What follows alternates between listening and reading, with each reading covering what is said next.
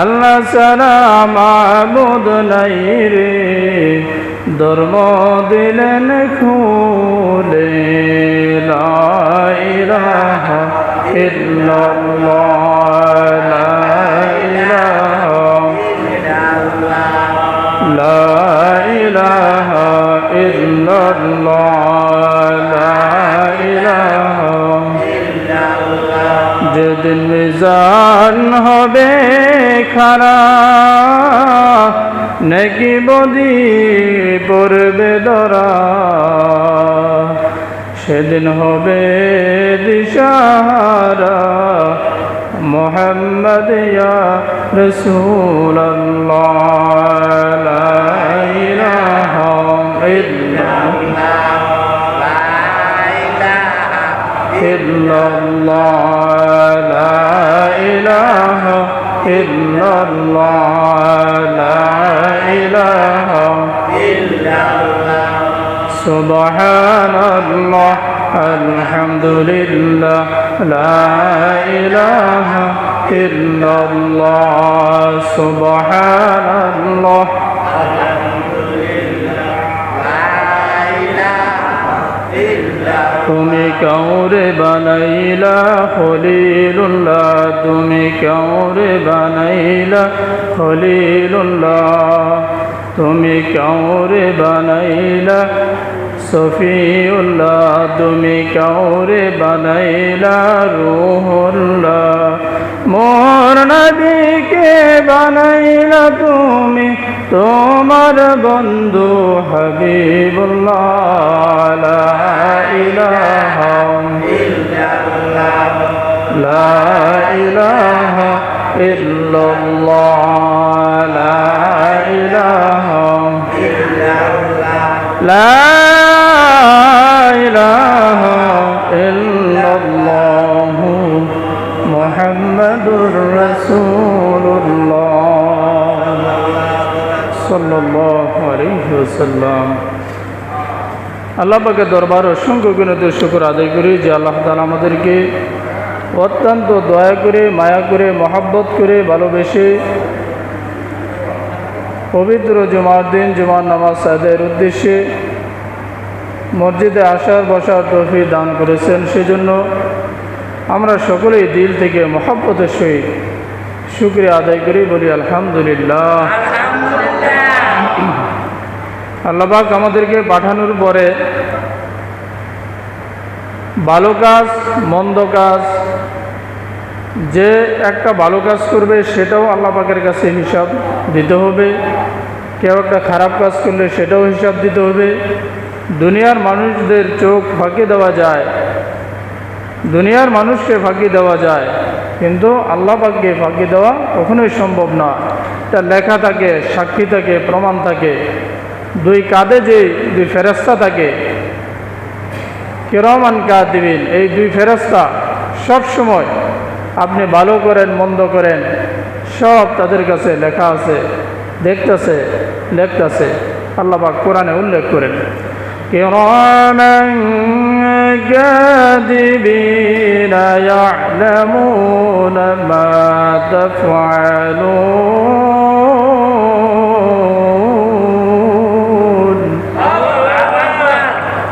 আল্লাহ পাক বলেন কিরামান কাতিবিন, ফেরেশতা আছে তোমাদের দুই কাঁধের মধ্যে। তোমরা দুনিয়ার মানুষদেরকে ফাঁকি দিতে পারো, একা নির্জনে খারাপ কাজ করতে পারো, সেটা দুনিয়ার কেউ দেখলো না, জানলো না, তোমার পরিবারের কেউ দেখলো না, তোমার সমাজের কেউ দেখলো না, জানলো না, কিন্তু তোমার সাথে যে দুইজন আছে এই দুইজন কিন্তু ঠিকই আছে, তারা লিখতেছে, এটা হাসরের ময়দানে পেশ করবে। তুমি যে অস্বীকার করো ভিডিও আকারে তোমাকে দেখানো হবে। সুবহানাল্লাহ। ফাঁকি দেওয়ার কোনো সুযোগ আছে না।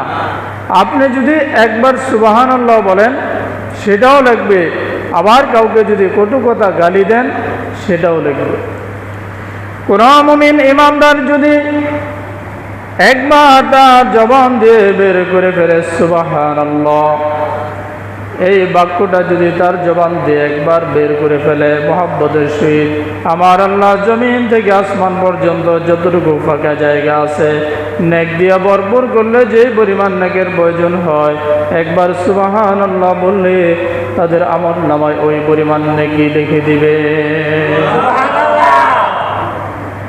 হযরত সুলাইমান আলাইহিস সালাম বলেন, আমার যে সিংহাসন আছে এই সিংহাসনের চাইতে মহামূল্যবান হলো একবার সুবহানাল্লাহ বলাটা এই সিংহাসনের চাইতে দামি এবং মহামূল্যবান।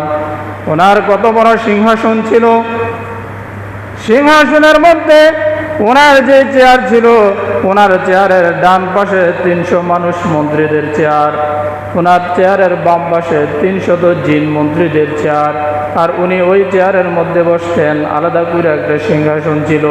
আর ওই সিংহাসনের মধ্যে যদি কোনো অনুষ্ঠান চলতো, কোনো আয়োজন হতো, তাহলে ওই সিংহাসনের মধ্যে একসাথে বসতে পারত 4 লক্ষ মানুষ। সুবহানাল্লাহ। 300 জিন মন্ত্রীদের চেয়ার, 300 মানুষ মন্ত্রীদের চেয়ার। পরে আবার ওই সিংহাসনের ভিতরে ওনার জন্য একটা আলাদা চেয়ার ছিল। আবার ওই সিংহাসনের মধ্যে যদি কোনো অনুষ্ঠান প্রোগ্রাম চলতো, তাহলে একসাথে 4 লক্ষ মানুষ এই সিংহাসনের মধ্যে উঠতে পারতো, বসতে পারতো।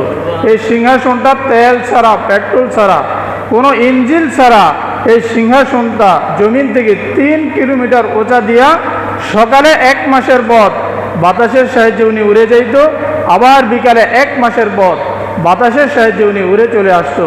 কোন তেল পেট্রোলের প্রয়োজন হতো না। এইভাবে এই সিংহাসন দিয়ে তিনি উড়ে উড়ে ঘুরে ঘুরে তাম পৃথিবী তিনি দেখেছেন, শাসন করেছেন। সুবহানাল্লাহ। এবার আপনারা দেখেন যে এই সিংহাসন নিয়ে যদি তেল নাই, কোনো পেট্রোল নাই, বাতাসের সাহায্যে 4 লক্ষ মানুষ নিয়ে যদি আকাশ দিয়ে উড়ে যায়, এটা কেমন আশ্চর্য দেখা যাবে, কতটা সুন্দর দেখা যাবে। তো এইরকমভাবে উড়ে যাইতেছে একজন রাখাল, বকরি চড়াইতেছে অথবা গরু রাখতেছে। এই রাখাল যখন উপরের দিকে দেখলেন তাকায়া যে সিংহাসন উড়ে যাইতেছে, তখন ওই রাখাল অবাক হয়ে বললেন, সুবহানাল্লাহ, এটা কি আশ্চর্য ব্যাপার। এই কথা যখন তিনি বললেন, ওই রাখাল এই সুবহানাল্লাহ শব্দটা বাতাসে সুলাইমান নবীর কান পর্যন্ত পৌঁছে দিছে। ওই যে জমিন থেকে 3 কিলোমিটার উঁচা। সুলাইমান নবী আদেশ করলেন, এই রাখালের বরাবর আমার এই সিংহাসন স্টপ করো, থামাও, নিচে নামাও। তো রাখালে যখন দেখলেন কি ব্যাপার, আমি সুবহানাল্লাহ বললাম আর সিংহাসনটা দেখি আমার দিকে নামতেছে, আমার দিকে দেখুন নামতেছে, ল্যান্ড করতেছে, ব্যাপার কি? আমি তো খারাপ কোনো কিছু বলি নাই না। আবার সুলাইমান নবী আমাকে ধরবে, শাস্তি দিবে। ওই কৃষক, ওই রাখাল খুব ভয় পাইতেছিল। তখন সিংহাসনটা নিচে নামলো, ওই রাখাল একটা দৌড় মারছে। সুলাইমান নবী তাকে ডাক দিলেন, বাবা এদিকে আসেন, ভয়ের কোনো কারণ নাই। আমার সিংহাসন যখন উড়ে যাইতেছিল তখন আপনি জবান দিয়ে একটা বাক্য বলছিলেন, সেটা বলেন তো আবার কি? সেটা কি বলেন? জোরে বলেন। তখন ওই রাখাল বললেন যে, সুলাইমান নবী গো, আমি তো খারাপ কোনো কিছু বলি নাই, আমার কাছে খুব আশ্চর্য মনে হয়েছে দেখা, দৃশ্যটা খুব অসাধারণ লাগছে, যার কারণে আমি সুবহানাল্লাহ বলে ফেলছি। আমার যদি কোনো ভুল হয় আপনি মাফ করে দেন। সুলাইমান নবী বললেন, হে আমার বাবার বয়সের বৃদ্ধ মুরব্বী, আপনি তো খারাপ কোনো কিছু বলেন নাই। এই যে সিংহাসনটা জমিন থেকে 3 কিলোমিটার উঁচা দিয়ে উড়ে যাইতেছিল, 4 লক্ষ মানুষ ছিল সিংহাসনের মধ্যে, আর আমার মন্ত্রী ছিল 300 মানুষ মন্ত্রী, 300 জিন মন্ত্রী, আর এখানে আমি ছিলাম এতগুলো মানুষ নিয়ে যে সিংহাসনটা উড়ে যাইতেছে। এটা হলো আল্লাহ পাকের পক্ষ থেকে আমার কাছে দেওয়া একটা মুআজিজা। কিন্তু আপনি এই দৃশ্য দেখে যে একবার সুবহানাল্লাহ বলেছেন, আমার এই সিংহাসন 1000 বার বিক্রি করলো আপনার এই সুবহানাল্লাহর মূল্য মর্যাদা হবে না। তাহলে সুবহানাল্লাহর দাম কম না বেশি? বেশি। তো আপনি যদি একবার বলেন, 10 বার বলেন, 100 বার বলেন, আপনি যতবার বলেন, আপনার 2 কাঁধের মধ্যে যে 2 ফেরেশতা আছে ফেরেশতারা এটা লিখতে থাকবে। আপনি একবার বলবেন 10টা নেকি, ফেরেশতারা যখন খাতার মধ্যে উঠাবে এটা লিখবে 70টা নেকি। আল্লাহ পাক যখন এই নেকিটাকে মিজানের পাল্লায় ওজন দিবে 70 থেকে 700 গুণ পর্যন্ত বাড়ায়া ওজন দিবে।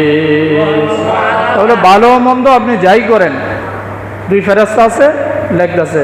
দেখবেন দেশের মধ্যে অপরাধ কমানোর জন্য কিংবা বাড়ির মধ্যে সিসি ক্যামেরা লাগায় না, মানে দেখবেন অনেক হোটেলের মধ্যে, রেস্টুরেন্টের মধ্যে, রাস্তার মধ্যে সিসি ক্যামেরা দিয়ে তো যে কেউ কোনো চুরিদারি করতে আইলে কিংবা কোনো ঘটনা ঘটাইতে আইলে এই সিসি ক্যামেরার মধ্যে ধরা পড়ে। আল্লাহ পাক 2জন সিসি ক্যামেরা দিয়ে দিছে আমাদের সাথে, যে যাও কি করবা দুনিয়ার মধ্যে ছেড়ে দিলাম, ভালো করবা সিসি ক্যামেরায় ধরা পড়বে, খারাপ করবা সিসি ক্যামেরায় ধরা পড়বে। আমি আল্লাহ তাআলা শুধু তোমাদেরকে ডিল দিতেছি, দেখতেছি।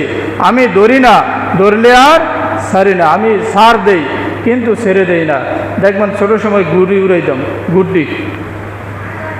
উড়াইতাম, তখন প্রাথমিকভাবে যখন গুটিটা উঠতো নলের মধ্যে অথবা ববিনের মধ্যে যতটুকু দড়ি ছিল খালি সারতেছে, সমানে সারতেছে, তখন ঘুরিয়ে পিছনে যে লেজ আছে এই লেজ দিয়ে এরকম করে বোঝায় যে আমার আর পাইতে না। কিন্তু আমরা বলি যে ঠিকই যখন বিকালবেলা হবে, সন্ধ্যার সময় হবে, তখন আবার সুতা পেঁচাইলে ঠিকই তোমার আমার কাছে আসতে হবে।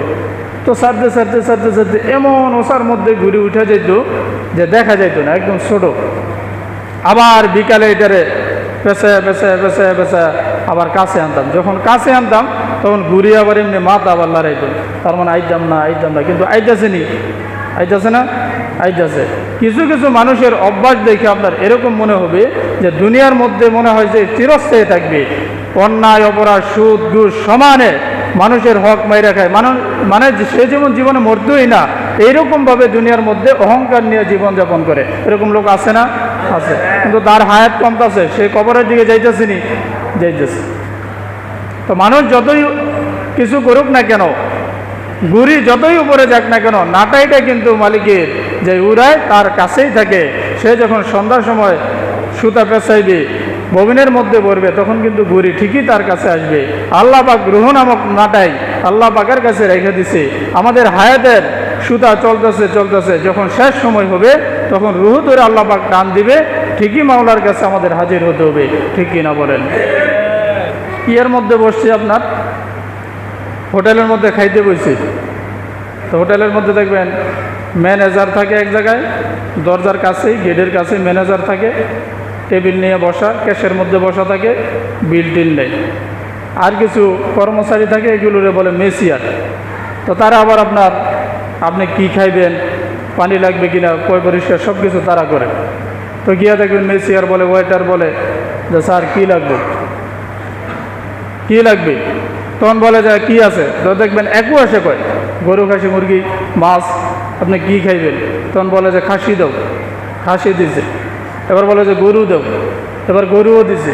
এবার আর কি আছে, কয় দেশি মুরগি আছে, কয় দাও, দিছে। আর কি আছে, কয় ইলশা মাছ, কয় দাও, ইলশা মাছও দিছে, খাইতেছে। এবার যে মেসিয়ার যে ওয়েটার আছে কর্মচারী, তার তো মাথা নষ্ট হয়ে গেছে। খাসিও খাইলো, গরুও খাইলো, সব খাইলো, এলো বিল দিতে পারবো নি। সে বলতেছে আমি খালি দিতেছি। তখন ম্যানেজারের কাছে আইছে, যে ক্যাশে বসা, তার কাছে আইলো। এই বলতেছে স্যার এরকম ব্যাপার, অমুক টেবিলের মধ্যে আমি খাবার দিতেছি, সে তো একেবারে খাসি থেকে দইরা মাছ পর্যন্ত খাইতেছে, আমার তো কেমন যেন মনে হয়। সে তো বলতেছে আমি তো দিতেছি।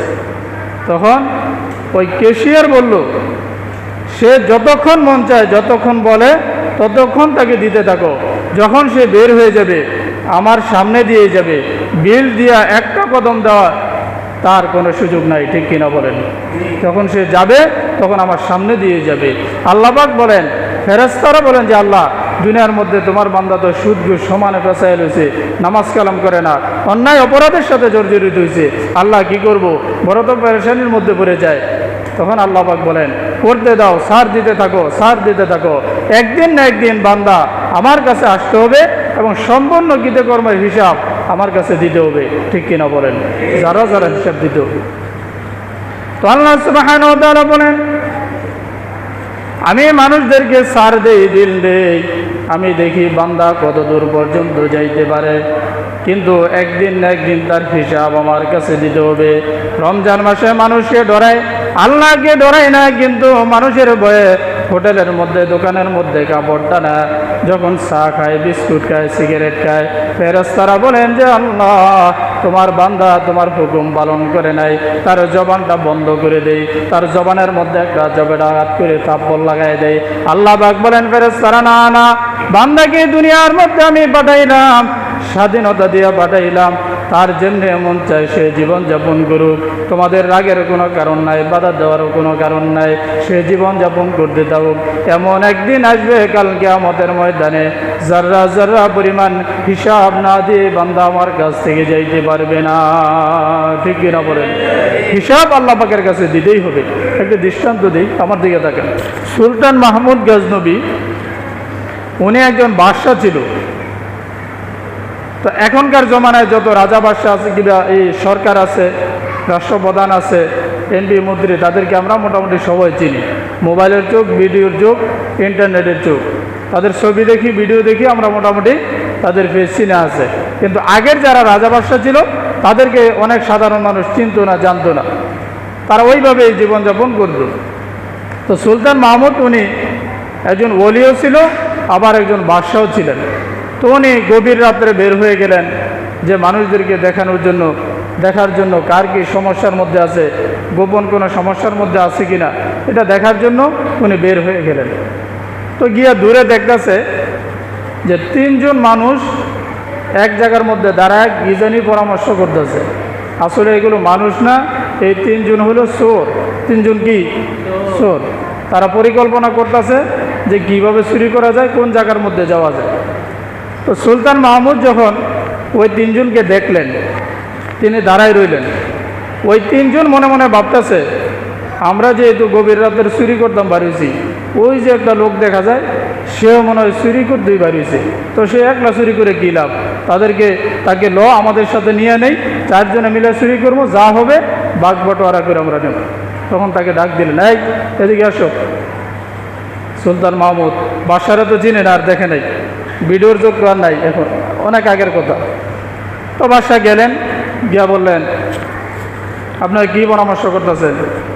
তখন বললো যে আমরা তো চুরি করবো, তো আপনারও মনে হইতেছে আপনি এই কাজই করেন, তো আমাদের সাথে একসাথে মিল্লা করি, তাহলে ভাগ বন্টন করে নিমনে যাওয়া হয়। তখন সুলতান মাহমুদ মুচকি হাসি দিয়ে বললেন যে ঠিক আছে, আপনারা যেটা করেন সেটাই। তো এখন আগে ছিল তিনজন, এবার হচ্ছে একজন, চারজন মিলে এবার পরামর্শ করতেছে যে আমরা তো চুরি করবো, কার কি যোগ্যতা আছে। তো চোরদের মধ্যে একজনে বলল যে আমার যোগ্যতা হইল কানের, কান দিয়া অনেক বাড়ির মধ্যে কুকুরে পাহারা দেয়, কুকুরে ঘেউ ঘেউ করে, কুকুরের ভাষা আমি বুঝতে পারি যে কুকুর কি বলে, এটা হলো আমার কানের যোগ্যতা। আরেকজনটা জিজ্ঞেস করলো তোমার যোগ্যতা কি? তখন সেই বলল যে আমার যোগ্যতা তো নাকের মধ্যে। নাকের কি যোগ্যতা? নাক দিয়ে আমি যখন কারো বাড়ির ভিতরে ঢুকি, নাক দিয়ে গ্যারান নিয়েই বুঝতে পারি কোন জায়গায় স্বর্ণ আছে, কোন জায়গায় টাকা পয়সা আছে। চারজনকে সর্বনাশ, এর আগে দরকার, তারে রাখা দরকার। 3 নম্বর জনকে জিজ্ঞেস করলো তোমার যোগ্যতা কি? বলতেছে আমার যোগ্যতা হইল হাতের মধ্যে, আমি যখন হাত দিয়ে ধরি সিন্ধুকের তালা, গেটের তালা খুলে যায়। চারজনে তার তো আরও আগে দরকার, তালা যখন খুলে যায় হাত দিয়ে ধরলে দরকার। এবার 3 জনে বলতেছে এই তুমি যে জিজ্ঞেস করতেছো তোমার যোগ্যতা কি, সুলতান মাহমুদকে জিজ্ঞেস করতেছে। তুমি তো আল্লাহর ওলি মানুষ, ওনার মুখের মধ্যে দাড়ি, বড় বড় দাড়ি। তো তিনি বলতেছে তোমাদের তো যোগ্যতা শুনলাম, এবার আমার যোগ্যতা হইল দাড়ির মধ্যে।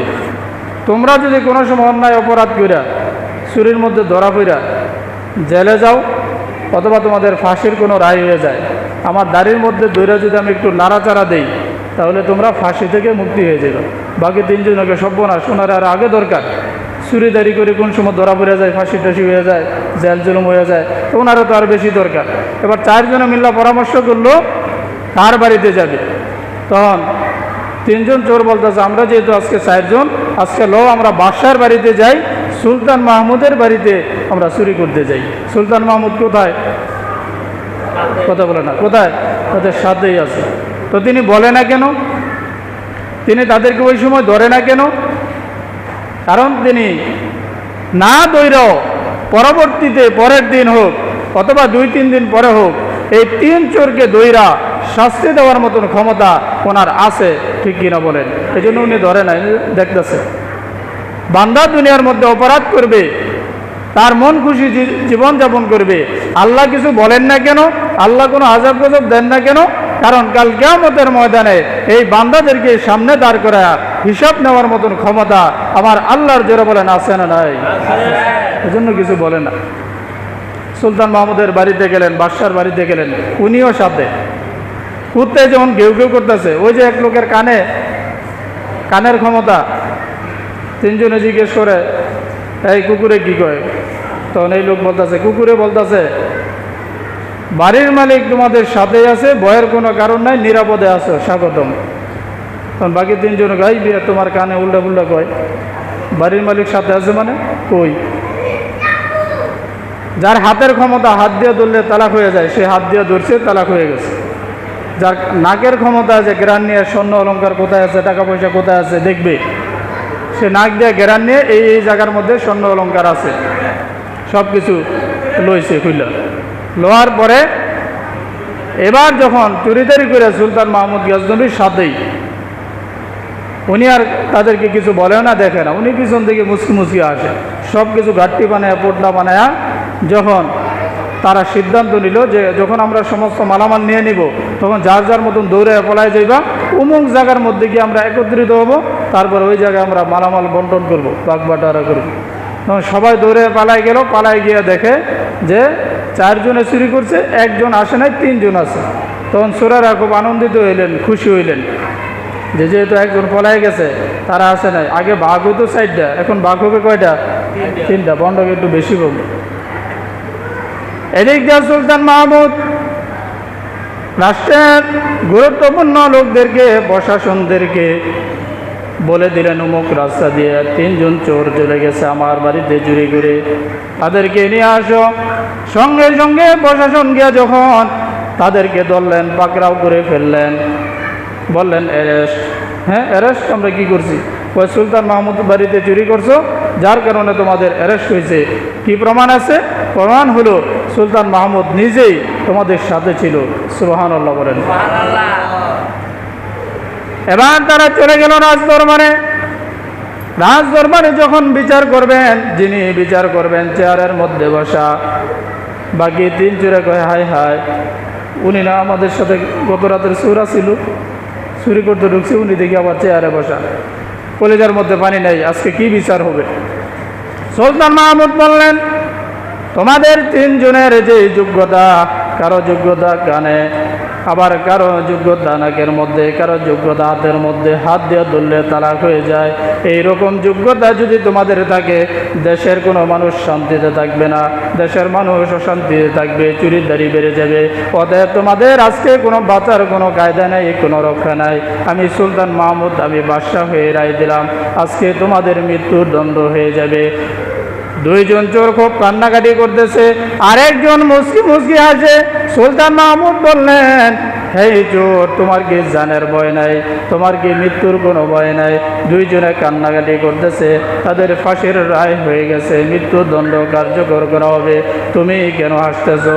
এবার ওই চোর বললেন হে সুলতান মাহমুদ, গত রাত্রে যখন আমরা চুরি করার জন্য একত্রিত হয়েছিলাম, আমরা বলেছিলাম কার কি যোগ্যতা আছে, কারো যোগ্যতা হাতে, কারো যোগ্যতা নাকে, কারো যোগ্যতা কানে, কিন্তু আপনি বলেছিলেন আপনার যোগ্যতা হলো দাড়ির মধ্যে। কোনোদিন যদি আমরা ধরা পড়ে যাই, কোনোদিন যদি আমাদের জেল জুলুম হয়ে যায়, আপনি দাড়ির মধ্যে ধরে একটু লাড়া দিবেন আর আমাদের মুক্তির ব্যবস্থা হয়ে যাবে। হে সুলতান মাহমুদ, মেহেরবানি করে, আমরা তো আমাদের ওয়াদা রক্ষা করেছি। হাতের যার যোগ্যতা সে হাত কাজে লাগিয়েছে, নাকের যার যোগ্যতা সে নাক কাজে লাগিয়েছে, সবার যোগ্যতা অনুযায়ী সবাই কাজে লাগিয়েছে। এবার আপনি যদি মুসলমান হয়ে থাকেন, আপনি যদি ইমানদার হয়ে থাকেন, তাহলে আপনি যে ওয়াদা করেছিলেন আপনার দাড়িটা একটু নাড়া দিবেন, আমরা মুক্ত হয়ে যাব। আমাদের 3 চোরের একটাই দাবি, মেহেরবানি করে আপনি দাড়িটা একটু নাড়া দেন। সুবহানাল্লাহ, আপনি দাড়িটা একটু নাড়া দেন, আমরা মুক্ত হয়ে যাই। এবার সুলতান মাহমুদ বললেন যে দাড়ির মধ্যে আমার কিছুই নাই, তবে তোমরা কার কি সমস্যার কারণে তোমরা এই পথের মধ্যে আসলা, চুরিদারি করতেছো? সুলতান মাহমুদ বললেন যে তোমরা তোমাদের সমস্যার কথা বলো। এবার চোরেরা তাদের সমস্যার কথা বললেন। কেউ বললেন অভাব অনটনের কারণে, কেউ বললেন ডিপ্রেশনের কারণে, কেউ নেশাগ্রস্তের কারণে। সুলতান মাহমুদ বললেন আমি যদি তোমাদেরকে সুন্দর একটা সুস্থ জীবনে ফিরায় আনতে চাই, তোমাদের একটা কাজকর্মের ব্যবস্থা করে দিতে চাই, তাহলে কি তোমরা চুরিদারি করবা? তারা বললেন যে না হে বাদশাহ, আমরা আর চুরিদারি করবো না। আপনি যদি একটা চাকরির ব্যবস্থা করে দেন, সুন্দর কাজকর্মের ব্যবস্থা করে দেন, তাহলে আমরা চুরিদারি করব না। সুলতান মাহমুদ দেশের লোকদেরকে ডাক দিয়া বললেন যে আমার রাষ্ট্রীয় দরবারের মধ্যে আমি এই 3 চোরকে রাষ্ট্রীয়ভাবে সরকারিভাবে চাকরির ব্যবস্থা করে দিলাম, বেতনের ব্যবস্থা করে দিলাম। সুবহানাল্লাহ। তখন ওই 3 চোর দ্বারা ওই সুলতান মাহমুদের দরবারে গিয়ে তারা তওবা বললেন, ইস্তেগফার বললেন, আর বললেন হে রব্বুল আলামিন, দুনিয়ার বাদশাহ যদি মৃত্যুদণ্ড থেকে বাঁচাই দিতে পারে, মৃত্যুর রায় থেকে বাঁচাই দিতে পারে, দুনিয়ার বাদশার কাছে মাপ চাইলে যদি মাপ পাইতে পারি, তিনি যদি আমাদেরকে ক্ষমা করে দিতে পারে।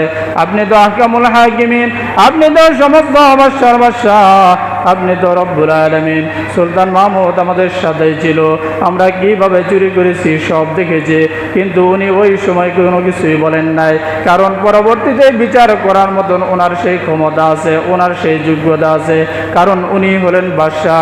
ঠিক আল্লাহ রব্বুল আলামিন সমস্ত বাদশাহের বাদশাহ। আমাদেরকে আল্লাহ তাআলা দুনিয়ার মধ্যে পাঠানোর পরে ছেড়ে দিয়েছেন, স্বাধীনতা মতন জীবন যাপন করতে বলেছেন। তোমরা ইচ্ছা করলে মসজিদে যাইতে পারবা, বাধা নাই। ইচ্ছা করলে দোকানে বসতে পারবা, সিনেমা দেখতে পারবা, কোনো কিছু বাধা নাই। ফেরেশতা এসে তোমাকে বাধাও দিব না। শুধু বলার মতন দায়িত্ব আলেমদেরকে দিলেন, উম্মতের একদল মানুষদেরকে দিলেন, তারা শুধু বলবে, দায়িত্বটুকু পালন করবে, কিন্তু মানা না মানা একমাত্র তোমার ব্যাপার। দুনিয়ার মধ্যে কেউ তোমাকে কোনোদিন জিজ্ঞাসা করবে না, ফেরেশতাও কোনোদিন বাধা দিবে না, কিন্তু বঙ্কানুভাবে যারা যারা পরিমাণ হিসাব তোমাকে একদিন দিতে হবে। কারণ তোমার 2 কাঁধের মধ্যে যে 2 ফেরেশতা আছে, কিরামান কাতিবিন, তোমার কাঁধের মধ্যে যে 2 জন ফেরেশতা আছে, এই 2 জন ফেরেশতা সব কিছু লিপিবদ্ধ করে লিখে রাখতেছিল। হাসরের ময়দানে বলবেন ইকরা কিতাবাক কাফা বিনাফসিকা আল-ইয়াওমা আলাইকা হাসিবা, এই যে তোমার কিতাব, এই যে তোমার আমলনামা, এইটা তুমি পড়ো, এটা তুমি দেখো। তখন ওই হাসরের ময়দানে একদল মানুষ থাকবে যে তারা আল্লাহর সঙ্গে মিথ্যা বলবে, নাউজুবিল্লাহ বলেন। তারা বলবে যে আল্লাহ এই আমলনামা, এই অন্যায় অপরাধ তো আমার না, এটা আরেকজনের, আমার কাছে এসে পড়ছে। তখন আল্লাহ পাক এই 2 জন ফেরেশতা যে রেকর্ড করে রাখলেন, উঠায় রাখলেন, এগুলো ভিডিও আকারে তাদেরকে দেখানো হবে যে এই দেখো এই কাজ তোমরা করছো। তখন তারা এটাও যখন বিশ্বাস করবে না, তখন চূড়ান্ত পর্যায়ে আল্লাহ পাক সূরা ইয়াসিনের মধ্যে বলেন আল-ইয়াওমা নাখতিমু আলা আফওয়াহিহিম ওয়া তুকাল্লিমুনা আইদিহিম ওয়া তাশহাদু আরজুলুহুম বিমা কানু ইয়াকসিবুন। আল্লাহ পাক তখন বান্দার জবান বন্ধ করে দিবে, যে জবান তোমার বন্ধ, তুমি কোন জায়গায় কি অপরাধ করছো এটা তোমার জবান দিয়ে বলার দরকার নাই। হাত তোমার সাক্ষী দিবে, পা তোমার সাক্ষী দিবে, কান তোমার সাক্ষী দিবে, চোখ তোমার সাক্ষী দিবে। এই অন্যায় অপরাধ তুমি চোখ দিয়ে দেখছো, এই অন্যায় অপরাধ তুমি হাত দিয়ে করছো, এই অন্যায় অপরাধের জায়গায় তুমি পা দিয়ে গেছো। এইভাবে সমস্ত অঙ্গ প্রত্যঙ্গ ওই হাসরের ময়দানে সাক্ষী দিবে। পালানোর সুযোগ আছে যারা বলেন নাই। জন্য আল্লাহ পাক বলেন দুনিয়ার মধ্যে তোমাদেরকে পাঠাইলাম, পাঠানোর পরে স্বাধীনতা দিলাম, ভালো করবা সেটাও লেখা হবে, খারাপ করবা সেটাও লেখা হবে। ফামাইয়া আমাল মিসকাল যাররাতিন খায়রুন ইয়ারা ওয়া মাইয়া আমাল মিসকাল যাররাতিন শাররুন ইয়ারা, যাররা যাররা পরিমাণ ভালো মন্দর ফল তোমাকে হাসরের ময়দানে ভোগ করতে হবে। যখন নামাজিদেরকে ডাকবেন হাসরের ময়দানে, তখন আল্লাহ পাক বলবেন যে তোমরা কি দুনিয়ার মধ্যে নামাজ পড়ছো? তখন হাসরের ময়দানের ভয়াবহ অবস্থা দেখা সবাই ডরে ভয়ে মিথ্যা কথা বলবে। অনেকেই যারা নামাজ পড়ে নাই তারাও বলবে যে হ্যাঁ আল্লাহ আমরা তো নামাজ পড়ছি। তখন আল্লাহ পাক বলবেন যে যদি নামাজ পড়ে থাকো তাহলে এই মুহূর্তে হাসরের ময়দানে আমাকে একটা সেজদা দাও তো। দুনিয়ার মধ্যে যারা আল্লাহর কদমে সেজদা দিছে, 5 ওয়াক্ত নামাজ আদায় করেছে, সব সময় সেজদা দিয়েছে, নফল নামাজ করেছে, হাসরের ময়দানে যখন আল্লাহ পাক বলবেন যে তোমরা একটা সেজদা দাও, সঙ্গে সঙ্গে তারা সেজদার মধ্যে লুটে পড়বে। সুবহানাল্লাহ বলেন। আর যারা সেজদা দেয় নাই, নামাজ কালাম করে নাই, আল্লাহ পাক তাদের পিঠ আর কোমর পাথরের মতন শক্ত বানাই দিবি। হাজারো চেষ্টা করবে সেজদা দেওয়ার জন্য, কিন্তু তারা বিন্দু পরিমাণ 1 ইঞ্চি পরিমাণ কোমর তারা বাঁকাইতে পারবে না, তারা সেজদা দিতে পারবে না। ওই হাসরের ময়দানে তারা লজ্জিত হয়ে যাবে। আর দুনিয়ার মধ্যে যারা নামাজি ছিল, সেজদা পান ব্যক্তি ছিল, তারা আল্লাহ পাক বলার সঙ্গে সঙ্গে জমিনের মধ্যে সেজদায় লুটিয়ে পড়বে। আল্লাহ পাক যেন আমাদেরকে তাদের অন্তর্ভুক্ত করেন, সকলে বলি আমিন। তো হাসরের ময়দানে যদি সেজদা দিতে যাই, তাহলে দুনিয়ার মধ্যে সেজদার দরকার আছে নি? একদিন না প্রতিদিন? 1 ওয়াক্ত না 5 ওয়াক্ত? এটা যেন মনে থাকে। আমরা যদি হাসরের ময়দানে সেজদা দিতে যাই, তাহলে দুনিয়ার মধ্যে আমাদের সেজদা দিতে হবে। আর যদি দুনিয়ার মধ্যে আমরা সেজদা না দিই, তাহলে আমরা হাসরের ময়দানে সেজদা দিতে পারবো না। আমাদের পিঠ আল্লাহ পাক পাথরের মতন শক্ত করে দিবে। কোটি কোটি মানুষের সামনে আমাদের বেইজ্জতি হতে হবে, অপমানিত হতে হবে, জাহান্নামের যাত্রী হতে হবে। জন্য নামাজের দিকে যেন আমরা মনোযোগ দিই। আর এই কথা যেন স্মরণ করে চলি যে আল্লাহ পাক আমাকে দেখতেছে, আমার 2 কাঁধের মধ্যে 2 জন ফেরেশতা আছে, তারা লিখতেছে। আমি দুনিয়ার মানুষকে ফাঁকি দিতে পারি, ধোঁকা দিতে পারি, দুনিয়ার মানুষ দেখতে পারে না, কিন্তু আমার আল্লাহ দেখতেছে। দুনিয়ার মানুষকে আমি ফাঁকি দিলাম, কিন্তু আল্লাহর কাছ থেকে ফাঁকি দেওয়া সম্ভব নয়। 2 কাঁধের যে 2 ফেরেশতা আছে, তারা আমাকে দেখতেছে এবং আমি কি করতেছি সেটা লিখতেছে। এটা যদি আপনি অন্তরের মধ্যে, কলবের মধ্যে বসাইতে পারেন, তাহলে আমার মনে হয় অধিকাংশ অপরাধ কমে যাবে। ঠিক কিনা বলেন? প্রায় কমে যাবে। আল্লাহর ভয় যদি থাকে ভিতরে। আল্লাহ সুবহানাহু ওয়া তাআলা কবুল করুক, আল্লাহ মঞ্জুর করুক, সকলে বলি আমিন। আমরা যারা পরে আসছে সুন্নত পড়তে পারি না, যারা কবলা জমা করে নেই।